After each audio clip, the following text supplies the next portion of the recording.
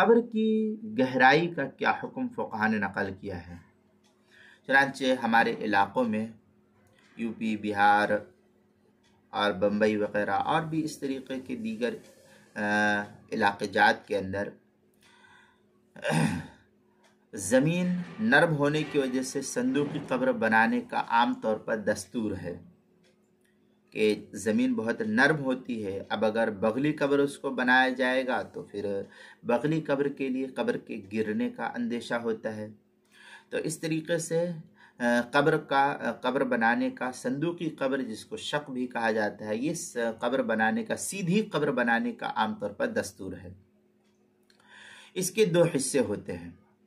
ایک وہ حصہ جس میں میت کو رکھا جاتا ہے جو بہت زیادہ گہرا ہوتا ہے، تقریباً انسان کے کمر کے اوپر تک کے حصے تک یہ قبر کا حصہ ہوتا ہے، جس میں میت کو رکھا جاتا ہے، لٹایا جاتا ہے، سلایا جاتا ہے. اور ایک حصہ اوپر کا ہوتا ہے، ایک تخت سے اوپر کا حصہ ہوتا ہے جہاں پر درمیان میں قبر کے دونوں کنارے تھوڑی سی جگہ بنائی جاتی ہے جس کے اوپر اس طریقے سے یہ بانس رکھا جاتا ہے یا لکڑی وغیرہ رکھی جاتی ہے. تو یہ حصہ ہوتا ہے.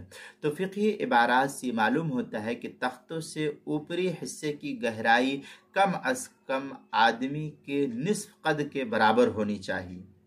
تختوں سے اوپری حصے کی گہرائی کم از کم آدمی کے نصف قدر کے برابر ہونی چاہیے، اور اندرون کے حصے کی گہرائی کم از کم اتنی ہو کہ اس پر تختہ رکھنے سے وہ تختے میت کے بدن سے نہ لگنے پائے.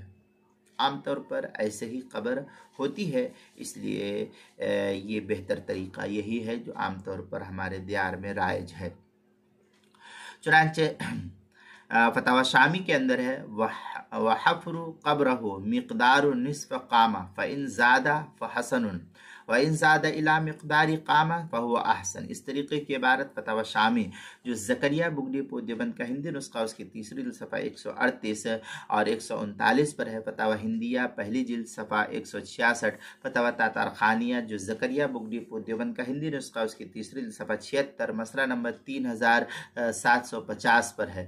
حاشیۃ التحتاوی علی مراقی الفلاح کے اندر ہے یوزع فیہ المیت بعد ان یبنی حافتاہ باللبن او غیرہ. اس طریقے کی عبارت جو ہے یوزع المیت بینہما ویسقف علیہ اللبن. اس طریقے کی عبارت جو ہے کیا نام ہے حاشیۃ التحتاوی علی مراقی الفلاح کے صفحہ 607 کتاب المسائل اس کی دوسری جلد صفحہ 95 پر اس کو نقل کیا گیا ہے.